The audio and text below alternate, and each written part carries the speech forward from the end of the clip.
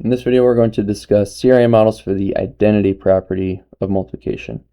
So the identity property is saying that we can take any number and multiply it by 1, and our product will be identical to the number that we started with. So for example, 5 times 1 is equal to 5. And we can also think of it as 1 times 5 equals 5. Whatever multiplying by 1 will return that original number, that other number. Okay, so we'll look at a set model, a length model, and then an area model for some of these cases for concrete representational, and then abstract is actually going to be this for all of these. So again, this would be a set model. So if each of these are their own group, let me space them around a little bit more. So each of these is their own group. We can see we have 5 groups that have a size of 1, so there's a total of 5 objects. If we wanted to think of this, right, switch the multipliers around, so it's 1 times 5, right, we could say, right, if this is one group, right, there's one group that has a size of 5, there's a total of 5 counters. Okay. That'd be a concrete set model. And then our drawings are representational. Right, these are, we could just do 5 groups of 1. If you wanted, you can draw circles around them to make the groups a little more obvious. Right, or we could just do one group with 5 dots, one group of 5. Okay, so that'll be set model example. Length model example, right, this would be 5 groups that each have a length of 1, right, so a group is one color there, so we have a total length of 5. If we want to think this 1 times 5, right, one group, one color has a length of 5, so overall all we have is a length of 5. So that'd be a concrete model for the concrete length model.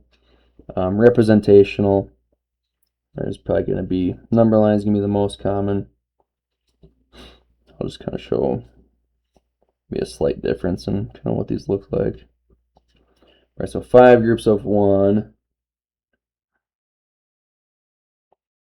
That would be 5 little hops of 1 if we were to switch the order of our multipliers. 1 times 5.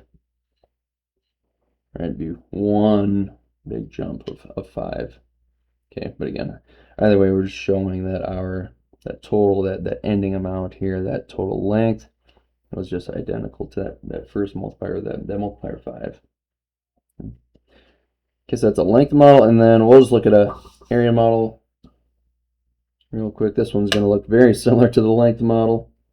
All right, so if we have 5 groups of 1, right, so here if we're saying the groups is rows, all right, so we have 5 rows that each have a size of 1.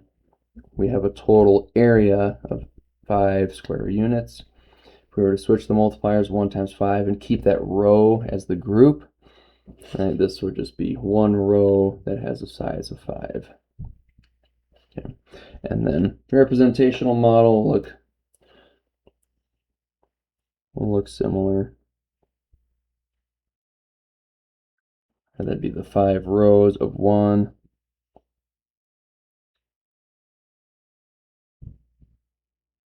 Or one row of 5. Okay.